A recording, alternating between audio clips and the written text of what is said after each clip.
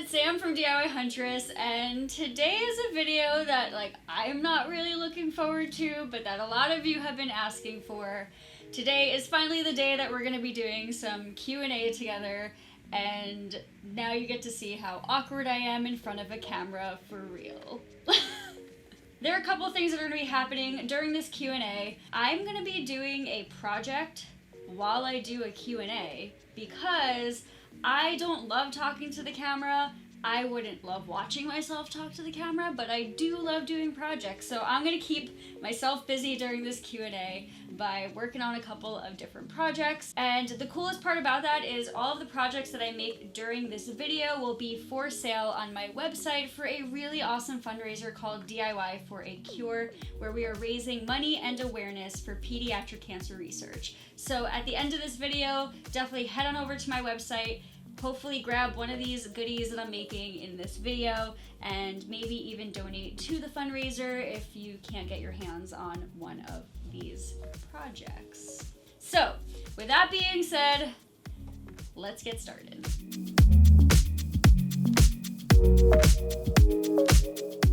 Okay, so today's Q&A is going to be really fun because I am bringing along somebody that is awesome that you guys have met already on my channel. And it is my brother, Jordan. Oh, wait. Oh, yeah, come on over here. I was going to move the camera. Hi. So Jordan has spent some time going through my channel and my Instagram to look for questions that have been asked by you guys, and he is going to be asking me those questions. I'm purely here for moral support. He's purely here for not moral support. He's probably going to embarrass me, but it's fine. I'm ready. Well, I'm not embarrassing you. Your viewers are. Oh God, nobody's embarrassing me. We're not getting embarrassed today. So I really don't even know what questions he's about to ask me, which is also part of the reason why I'm just gonna do some ocean pours while he asks me questions, because that makes me feel better. Just real quick before we get started, everything that's here is like a pre-cut piece of artwork that I'm doing an ocean pour on for the fundraiser. If you're interested in a full-blown tutorial for a resin. If you're interested in a full tutorial for a resin ocean pour, I do have a video for that on my channel. I will link it below in the video description. So check it out. Jordan, are you ready? Are you ready is the question. No, I'm not ready, but I know you're not, so we're gonna start. Okay, so let me just make sure that everything is... Oh, I feel like this is the fun part of this Q&A, is you guys are about to get like a real life look at all of the things I have to do in order to get the shot in this space, because I'm gonna be filming this while talking to you, while filming ocean pours, so let's go. Alright, question number one while I begin to mix my resin. How do you decide on the name DIY Huntress? Ooh, that's a good one. Okay, so it's funny because there are some people on Instagram right now tagging things to DIY Huntress, and they're like actual hunters, and I'm clearly not an actual hunter. Like, fun fact of the day, I don't even eat meat, so not a hunter. But DIY Huntress is actually a play on the term bargain hunter, because when I was in college, I was a broke college student and was always looking for bargains, like things to flip or things to build, or literally dumpster diving and sticking pallets in my Fiat 500. That kind of turned into, I went from a bargain hunter to a DIY hunter, and then my brother basically was like, "No, you're a huntress." And I was like, man, that sounds awesome. So DIY Huntress stuck because of that. Just a side note, that pallets are bigger than the Fiat 500. Yeah, it was like, there was so always funny. a circular saw in my Fiat 500, basically at all times, because I would be that person who would see something on the side of the road and then decided I needed to take it home. So yeah, I probably have a picture of that. We should probably try to get that on the screen. I'm gonna look for that. What is your full-time job? Is it something creative, or is it the opposite? And does it help you balance things out? Okay, so my full-time job. So I'm actually a full-time psychologist. DIY Huntress is not my full-time gig. It's my side hustle, and it formed out of college, and it's just been a wild ride. You guys have made this the craziest life ever in the best way possible. So yeah, being a psychologist, I spend some days doing heavy things and having some hard conversations, but it is such a rewarding job. And my job isn't always heavy. I definitely have to think creatively as a psychologist as well. But yeah, it's kind of completely opposite from what I do in here, in the sense of woodworking is very hands-on. But, you know, woodworking is my therapy, and I feel like neither can exist without the other, if that makes sense. I hope I answered that question okay. We'll segue to the next question then. How do you find balance between your full-time career and your YouTube? Okay, this is probably the number one most frequently asked question that I have. Finding balance between like my full-time job and my side hustle has been something that I have yet to perfect. I say that with a lot of things. I just feel like you can never be perfect at anything. There's always room to improve and grow. But what I will say is I think it really is important to make time for all the things that you love to do. I say that from a SAM perspective and a psychology perspective. Yeah, I just do. So I have a couple of different ways that I do this. I make sure to, you know, if I can just get 5 minutes in the shop, I'll get 5 minutes in the shop. If I can get 30, that's even better. But I do try during the week after work to get into the shop a little bit. And in terms of how I run my business and do psychology stuff, I have hired some help to help with things. You'll learn about this in the next video actually, but I've hired Jordan officially to edit my videos for me. So seriously, round of applause for Jordan, because now my videos won't take forever to come out anymore. MVP. MVP. MVP. I also have some people helping with like little tasks like helping me manage my emails or sort through that. I've just found people who are there to kind of run the backside of things while I'm at my full-time job. And in terms of what I can handle, I have a paper planner and I block out, you know, every other weekend for my YouTube deadlines. And once those weekends are filled, they're filled. Don't take on more than that if I don't have to. So that's where I am right now. It's all a tricky balance, but I feel like every year gets better and better with me figuring that out. How did you get started with woodworking? Did you get additional schooling or was it a hobby you picked up? And can you recommend a list of must-have tools and or equipment that you need if you're building your own workspace? Okay, so let's start with how I learned. So my dad actually, when I was a teenager, used to do a lot of handyman work and flip houses and do like some, you know, contracted out work for people. One summer he was like, hey, you know what? You can't sit home all summer, you need a job. So he took me to a job site, and I'll never forget, it was like this dingy basement that we were turning into a rental space for someone. It was disgusting. But he basically kind of taught me how to do things. He taught me how to use a miter saw, tile saw, taught me how to do molding. Molding work was like the first thing he taught me how to do because he hated doing it. So he'd be like, here, I'm gonna teach you how to cut these baseboards, mostly just because he didn't want to do it. So kind of my intro to learning basic tools was with him. And then as I started refining my love for woodworking in college, I kind of just started picking up new tools and trying new things and watching tutorials on YouTube or, you know, calling up friends in the maker community and being like, hey, I don't know how to use this thing. How do I do it? And they would walk me through it. A lot of it is just trial and error, but also there's, you know, a big portion of my life that has been taught to me by other people, and I'm really grateful for that. So for tools I'd recommend starting with, now mind you, the first shop I had was half the size of this one. So I started with a miter saw, a really crappy corded nail gun, drill, and that was about it. And then after that, I got like a circular saw and a sander, and I was pretty much set up for success for a lot of things. You had videos on your channel of the old shop? I think my first like 2 or 3 videos were in the old shop. So yeah, as much as I'm like really embarrassed by my first couple of videos, if you want to see how small my old shop was, go check those out on my channel. It was really small. It was really small. I do have a playlist on my channel where I'm building things with like 3 tools or less. So you may want to check that out if you're starting out. I think some of those projects are really great, or really all of those projects are really great beginner projects. So if you are new to woodworking and you're looking to dabble a little bit, go look at that playlist. There are a couple projects there that I think would be awesome. What did you learn about yourself in this journey that surprised you the most? This is very like deep and meaningful. And maybe most people feel this way when they start to get comfortable with things, but there are many times where I've like full-blown surprised myself at what I can actually do or what I'm actually capable of doing. If you would have asked me like 10 years ago if I would ever see myself building an 8-foot-long dining room table and welding a custom base for it, I would have been like, no, what are you like taking? I definitely have surprised myself with just like how legit my abilities are sometimes. I definitely have days where I'm like, I can't do this, or I'm not capable of doing this, and then I do it and I'm like, oh my god, I can totally do that. The journey itself has surprised me a lot, which has been awesome. You're a really good MC. So the neighbors turned on, like, speaking of MCs, MC Hammer, like, blasting in their yard as we're doing this. So hopefully there's no background music that's gonna get me in trouble on this Q&A video. Here's an easy one. What size is your shed? Oh, that's an easy one. My shed is 12 by 12, so it's 144 square feet. If you missed it, actually, my dad and I built this shed by ourselves from the ground up, and then I turned it into my workshop, and I have an entire series on my YouTube channel about it, so check it out if you're interested. Another one for me. Okay. You can answer in one word.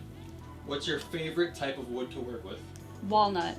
What is your thought process when deciding on a new project? Is it something that you need to have in your house, or something that you think we would love to see?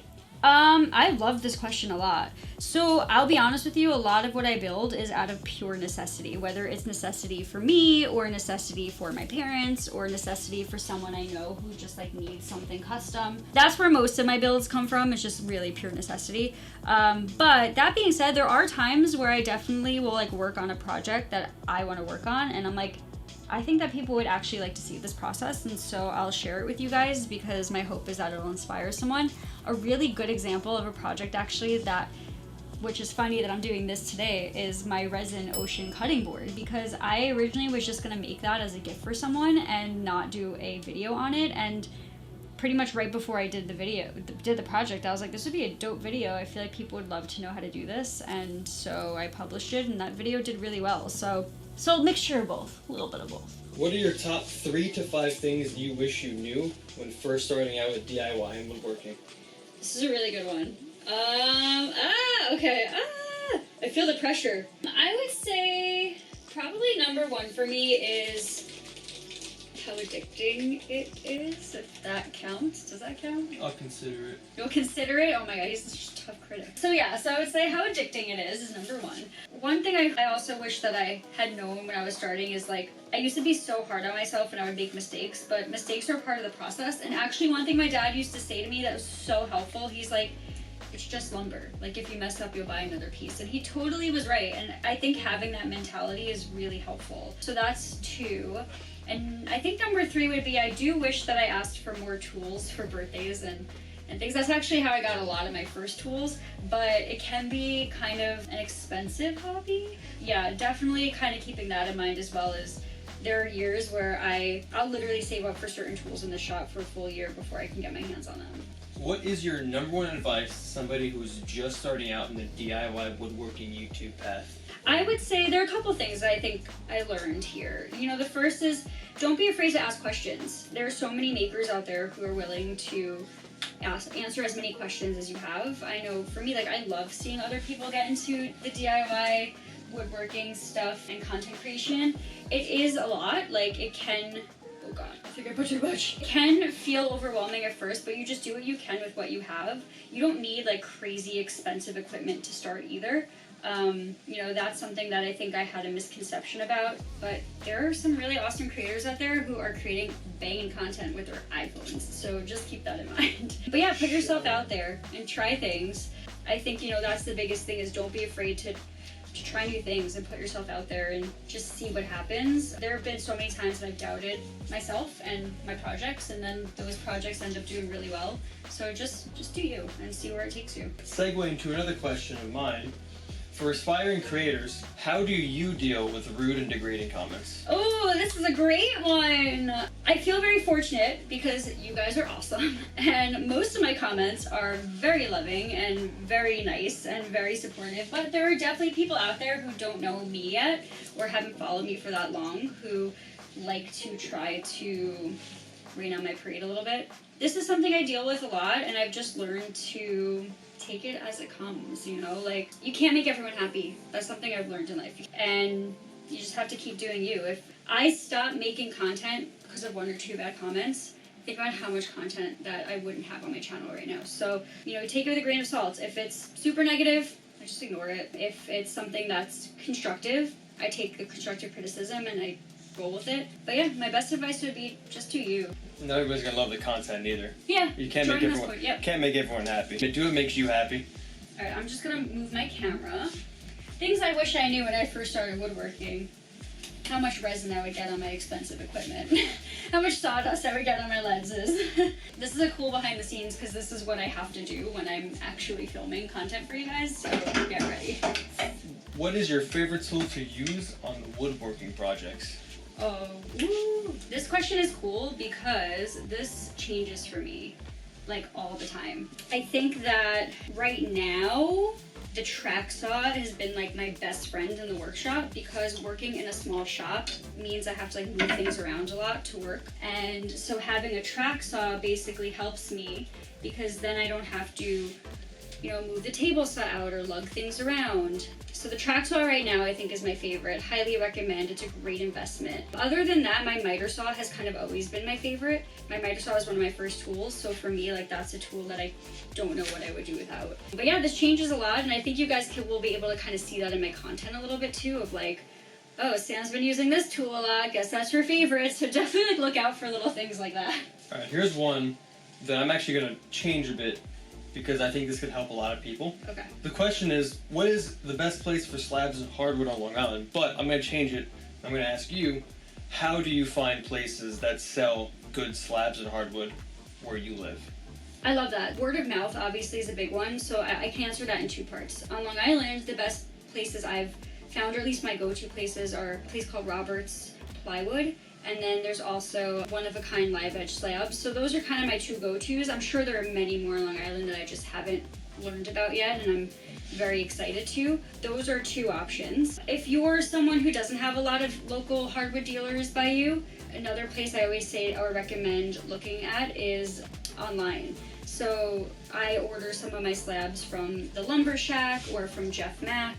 These are two places that I love ordering from. They're honestly two of my favorite guys, and they will just kind of always have what I'm looking for. So, there are dealers online, there are local dealers. I think this will really depend. If you're ever interested in some of the hardwood projects that I'm using, check out the description on my YouTube channel because I typically will link where I purchased my wood, either in the description or on my blog post. So either way, you'll be able to find some places that you can look. Any recommendations for workshop solutions for people with small shops where noise could be a problem? I think that, sorry friends, this is how this is gonna roll today. I think it depends. So small, like where noise is a problem, I'm assuming that means they don't really have a space. I would say that there are two answers here. So I think one is that if you have a small space, like I do, sounds very familiar, then, I actually have insulated my workshop and it's helped a lot with the noise in here. So that's been like a big one. If you're someone who is in like an apartment or a rental and doesn't have access to a space, there are a lot of places that will rent out their equipment or their spaces. I would say look that up or, reach out and see if you have access to anyone or anything or anybody who will be willing to like lend you shop space, because that's a big one that I know I've heard a lot of people doing. Wow, I didn't realize how hard it is to like do a project and talk about things at the same time. This is why I don't talk a lot of times when you see me working, because I'm just like so in the zone.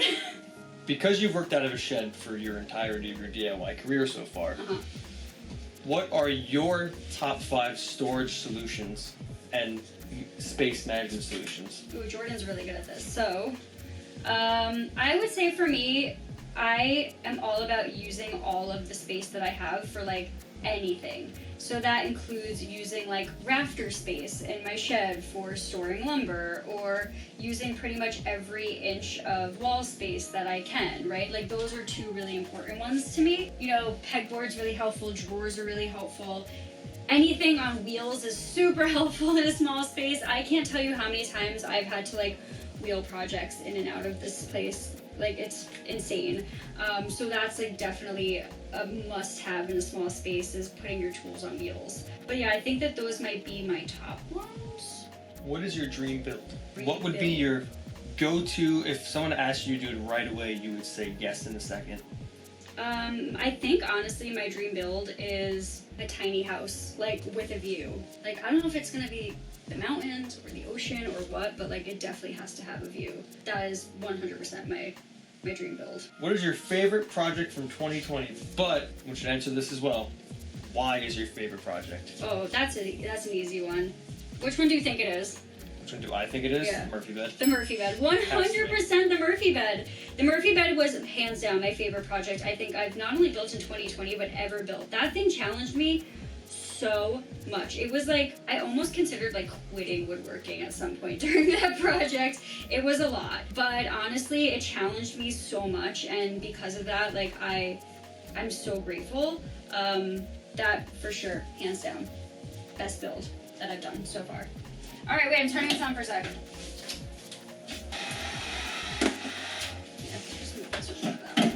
Welcome to the real DIY Huntress, where pretty much half of my projects are spent moving a camera around my workshop.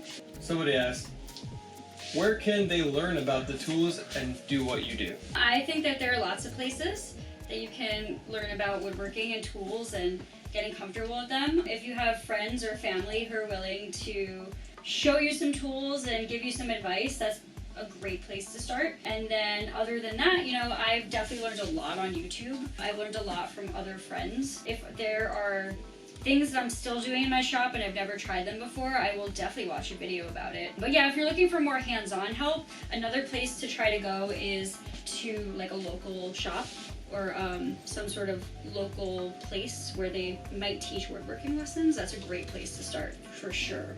Alright, this one's having a reaction, so I'm gonna throw it. It's gotta go outside, yeah. Quick commercial break. So I talk about this. Speaking of commercials, shirt. Oh yeah. Speaking of commercials, do you ever find yourself needing a do-it-yourself themed t-shirt? No, but for real, I never talk about this, but I actually have like an apparel line for makers by a maker, and this is one of the shirts I'm wearing. This one's like 3 sizes too big on me, which is why it's tied up, but this one's a screw it shirt, and then I have one that says do it yourself. I have girl power shirts on there as well with the saw, and then I have DIY Huntress logo shirts. I've just actually uploaded some new sweatshirts for the winter too, so if you're interested, go check it out. You can buy those right below this video. Thanks, friends. So I talk about this a lot in my resin videos, but resin is very temperamental, and it is very warm today. Even though I have the AC on, it's still warm. When resin warms up too fast, it actually has a chemical reaction that makes it harden, and that is exactly what just happened with my batch of resin. So I'm gonna mix up a new batch, and I'm gonna make it a smaller one, and then just work the smaller batches from here on out. Would you ever rent out a space to handle bigger builds? If a lot of you have been following me on Instagram, I know I'm very active on there on my stories, but one thing that I've been talking about for years is buying a house. And the housing market here, as with a lot of places during the pandemic, has just been like a hot mess. But my dream really is to move my woodworking into a garage space. Like nothing crazy. I'm happy with even like a 1-car garage, or 1.5-car garage even, but like I just definitely am growing out of this space, which is a really good problem to have, and I keep kind of dreaming of my future workshop, and I know one day it'll come, so that's kind of my goal. So I'm not gonna really rent anything. I'm gonna kind of hold off and make magic in this little shed shop, because that's what I've been doing these past 3 years, and kind of just see where life takes me. What's your favorite food? I love food. I love grilled cheese. I love tacos. I really love pizza. If you're a New Yorker, like, how can you not love pizza, right? And bagels. And bagels. We have like the best bagels in New York. Yeah, I just love food. And of course. Shout out New York gang. Of course, Sour Patch Kids. That's like a dream sponsorship. Sour Patch Kids. Sour Patch Kids. Yeah. Sour Patch Kids or Vans would be my 2 maybe. How are your nails always so nice? Ah! Yeah, I mean, well, like, I always have nail polish on, but there's a reason for it that I don't think a lot of you would suspect. Dark secret here. I actually have a horrible nail biting habit. It's really bad. I've had it since I was a kid. I cannot break it, but the one thing that I found that actually really helps with my nail biting habit is wearing nail polish, because I don't like the taste of nail polish. I don't like nail polish getting caught in my teeth. I don't know. They're always just done just so I'm not like biting them and basically being gross and bleeding everywhere, if we're just being really honest. But yeah, that's my deep dark secret about why my nails look so pretty. They're just hiding secrets. I got a couple more pieces here to finish. I don't know if I'll finish them all during this Q&A, but like I mentioned earlier, all of the pieces I'm working on today are going to be available for sale on my online shop on my website. I'll link them below, and all of the proceeds from these sales will be going to the DIY for a Cure fundraiser for pediatric cancer research. So I do hope that you guys will check out stuff that I'm making, and that you will maybe hopefully pick up a piece. And if you can't get your hands on a piece, I'll also link the fundraiser page, and if you can, maybe spare a cup of coffee in the morning and kind of maybe donate that money to the fundraiser. You know, any little bit goes a long way, so it'd be really appreciated. Okay, obviously I know the behind the scenes of what's going on. Okay. But would you ever consider doing DIY Huntress full time? So I get this question a lot about, like, would I ever do DIY Huntress full time? And honestly, you know, right now, I really love being a psychologist. I love doing DIY Huntress. I personally think, like, neither would exist without the other. And because of that, you know, my best answer that I can give, honestly, is I'm going to try to do everything that I love for as long as I can and see where that takes me. And I know that sounds crazy, because when you own a business or you are a human being trying to figure things out, you are also trying to set long-term goals. And for me, my long-term goal right now is to just juggle it all and see where that takes me. Anything else that you could think of that you get asked a lot? I don't know. I don't think that there are any other questions that I get asked about that I can think of. But what I do want to say, as I'm kind of pouring this last guy, is, you know, I just wanted to give a general thank you to you guys for just being, like, seriously so epic, because I would not be able to do what I do and juggle all of the things that I love to do without your support. So Give yourselves a round of applause. yay! But for real, I'm very grateful all the time for your support and your love and your kindness and your encouragement, and you know, you guys really push me to do better and be better and learn and grow, and couldn't do any of this without you, so thanks for being epic. Is that it? That's gonna wrap it up. Alright. Yeah. This might have either been this is probably the most chaotic Q&A that anybody's ever watched, especially because I didn't really finish this project, but like I said, you'll be able to see some sneak peeks of what I'm doing here with this camera. I'll actually do this last one on camera for you at the end if you want to stick around and check it out. But I hope you guys enjoyed this. I know it's a little different. This is much easier for me to do than to just, like, speak to a camera awkwardly, because I think I'm awkward. But yeah, I hope you enjoyed. Big thank you to Jordan for being today's MC. Woo! Woo! MVP! MVP! MVP. And next week, tune in for a project that is for Jordan, and yeah, it was a cool one, so I hope you guys enjoy that. But until next time, friends, happy DIYing.